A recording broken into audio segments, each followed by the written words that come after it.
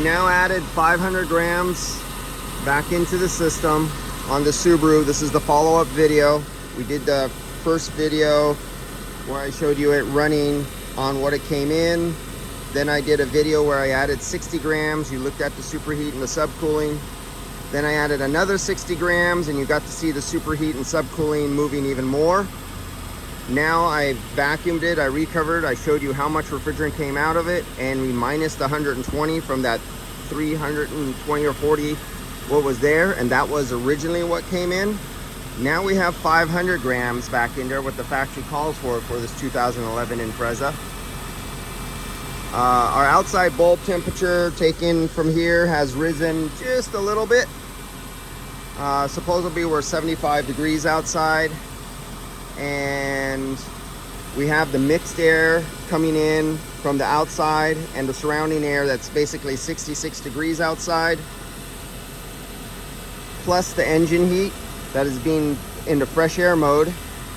And what do we have right now? Let's look at our superheat and subcooling. See if I could get you out of the glare. Gotta get you somewhere out of the glare. This glare is pretty bad here. So you see we have the doors and windows open. You see we have it in fresh air mode. Our low side is at 30 psi, 25, 30, 25, 30, 29. So that's where it's hovering at. Our high sides 217, 221, 222, 225. Then it took a little jump, 238, and it's coming back down. It's going around them. We have it still at roughly 1300 RPMs. Our temperature, there's 48 degrees, 51, 52, 50, 51. Now, our temperature going into dash. Remember, I have one of these inside the air box where the filter would be. Look at there, as the air blows around outside, there's a little tiny breeze. I don't know if you could see it. Little tiny breeze, you could see the move a little bit. And so as it sweeps over the car with the hood open in fresh air mode, some of that hot air from the radiator and engine is being sucked into the fresh air and mixing with the 66 degree outside air. And so the air over our evaporator has been bouncing all around. So we got 94 degrees, 82 degrees, 87 degrees, 94 degrees, 97 degrees, 82 degrees. So that's just from the air blowing occasionally, and the fans are fixed. The fans are not going faster, slower, they're not turning on and off. The clutch is not cycling on and off because the doors are open, it's in fresh air mode, and the engine RPM isn't really high, so it's not cooling to its maximum right now to kick out on the thermostat set point.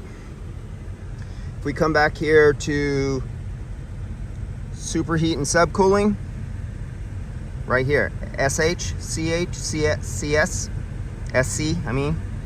If we come back here, look at where we're at now. 29 degrees, 19 degrees. Take a look for you guys who like to look at gauges. And go back and compare this to the first video. We're no longer at 36 or 39 degrees of superheat. We're down here at 20, 19 degrees superheat. This is with a full charge. In this vehicle, when this vehicle came in, it had roughly 7, 8, 9 degrees of subcooling. We're now at 28, 29 degrees of subcooling. That's under these ambient conditions. Now let's do something here. Let's shut the door, or not the door, the hood. And let's get rid of, see this hot engine heat that's coming up here? Let's change some airflow. So we'll take this off of there. And we'll take this, hang it down here. Let's not destroy my equipment. And we're gonna close this hood, which will hopefully, this gasket will seal up here and stop this hot engine air from going in here. So we're gonna change the temperature of the air going over into the fresh air intake. So now if that is sealing correctly, we're drawing air from here, and I could feel it. My fingers are here right now, and I can literally feel my fingers being sucked in. And the gasket, I can touch the gasket. Let's see if I could get the camera down there. I don't know if you can see.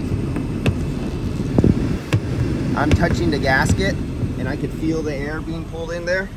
So now we're pulling in the air out here, and you'll be able to measure that, because you have test equipment, and your test equipment is located in correct area.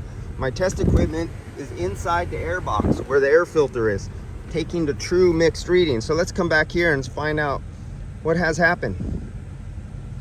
We still have, are we still on? I think we're still on. Please be on. Yep, we didn't time out. So we got 87, 88 degrees. That is pretty damn hot. We got 50 degrees coming out of the air. So there is still some hot mixed air coming through, probably around the side of the fenders up through. Let's take this one here. We're going to take this. That's the 50 degree one.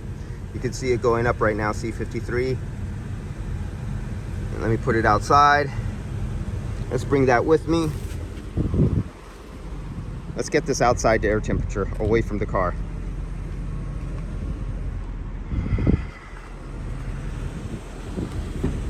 Okay, get back here. We're up to 62 degrees. Now the city weather says it's 66. There we go, 64. It takes a little while. You got to heat up that tip. 63, 64. Oh, I'm by the bay too. So the weather report for San Francisco says 66. But if you see that crane right there that's standing way up past the telephone bar in the background? That's a shipping container train. That's the bay. That's the bay. So I'm like, 400 yards off the ocean, not the ocean front, but the bay front. So our temperature here is, oh, there it goes, 66. Hey, we came up to where we were. Sometimes we're cooler here. Sometimes the fog rolls in. So now we know what the true outside air temperature is. So now let's take this temperature, and where the fresh air grill is right here, let's stick it right there. And let's get temperature of the air being sucked in.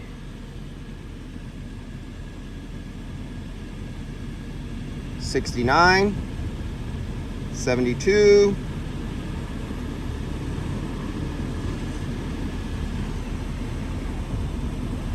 Now we have the heat of this black plastic getting warmer than the 66 degrees.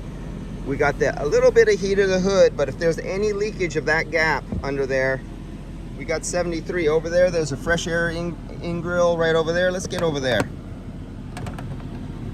Now I'm sitting right on top of that grill where air is right there. We're 75. This is not bad.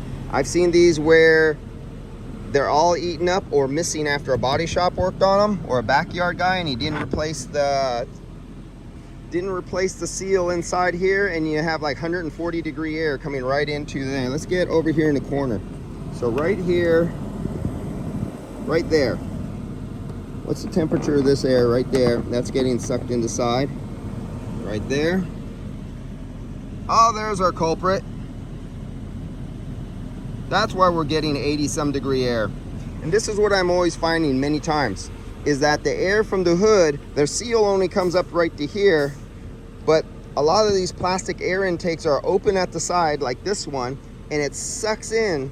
And remember, on a hot day, this might be 160, 190, 240 degree air, and you're getting some of that comes right in here and feeds into the evaporator, and that's what you don't want. Shit, where are we? Right there. That's our culprit. And that is why, see that 94 degrees? Where's our 94 degrees coming from? Check this out. Our temperature in our air box is actually higher now when I close the hood. Remember, it was 81 degrees and then I closed the hood? Check this out. There's my air temperature sensor. If I could do this right there. There we go. That's the true temperature of the air going. That's why some of you guys got really messed up results that you're taking. You have the hoods up, You might have it on fresh air, or your blenders aren't coming. You go, why do I have 70 some or 80 some degree air coming out of my dash? Why is my, especially on orifice tube, why is my low side up so high? Car manufacturers are screwed up. They don't always do a good job at what they should be doing, and being stagnant without air blowing over, diluting out the air, making a negative pressure or a positive pressure, force feeding. Your temperatures when you're at idle staying here are much different than when you're going down the road. And some of these cars are so bad, when you're trying to have the hood up and you're reading pressures, you're reading 140 degree. Unless you're putting your temperature sensor, if you're not putting a temperature sensor right here, then you're just guessing. You don't know what your car is doing, because they all do something different. All right, guys, I'll see you later. And even your little cheap wire sensor, where's that sucker at? You could use one of these, because that's kind of big to get in there. But you use one of these little guys, little tiny. You see that little dot? Let me see if I can focus. You see that little BB at the end? That's all you need to get in there, is a little wire like that. Then you will know what your culprit, your problems. I see a lot of things listed on the Facebook group with guys with problems. And I know some of them are blend air door problems. I know some of them are because they have it on fresh air and they have the hot air going in, and they're doing just what I did. They say, oh, my outside air is this. Or they take the air temperature at what they believe is the correct air temperature, when where I showed you, it could be bringing in the hot air from the side. When I take these plastic panels up and I move this around inside and I get by that fresh air door, there's a hole inside there. Let's say there's a hole like this, and I put this over on this side over here, and you took your test and it says, oh, it's 80 degrees. And you go, that's my temperature of my air because I took it from out here. But if you move it over here like this to the other edge, where the air could be coming around and up the side where there's an opening on some of them, comes on the side, whoa, it's 140 degrees. But you were taking the temperature over here of the oval opening, and it was 80 some degrees, but really you have 140 mixing with the other 80. Well, that's where it mixes. You take your true temperature inside there, that's your mixed temperature. Actually, your really mixed temperature is after the blower, and if you put a hole before it goes to the evaporator and you stick that little pigtail through the hole, that will be your true blended air mixture of hot and ambient, and that'll be your true load over your evaporator. It gets more in depth than that, but you see what rabbit hole I'm going down now? And some might say, oh, don't overthink it. Bullshit. This is where you guys, especially the whack off guys or the top off guys who top off refrigerant by a pressure, and their evaporator is just loaded the fuck hell with 120, 140 degree air, and their high side gets up there really high, and you go, I'm full. He's not full. Your high side is so high because your heater, your evaporator core is so overloaded with hot air. All right, see you guys later. Adios, guys.